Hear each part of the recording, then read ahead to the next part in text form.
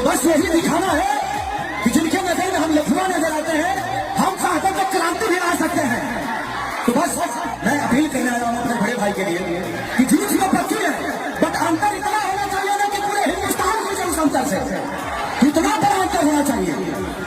और बस इस क्रांति को ऐसे ही जारी रखिए।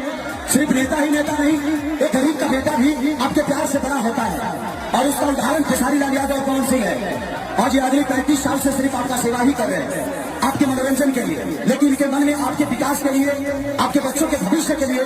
तो एक तरीके में सब माँ बाप, चाचा काका पिटिया सबसे बोलना चाहता हूँ कि एक तारीख को आपको अपने बच्चों की भविष्य चुनना है, वोट नहीं देना है, भविष्य चुनना है। और नौजवानों को भी अपना भविष्य चुनना है। तो हम किसी नेता को चुनते हैं कि अपने भाई और अपने बेटा को चुनते हैं। पवन सिंह आपके लिए नेता नहीं, आपके बेटा है, तो बेटा को आशीर्वाद मिलेगा।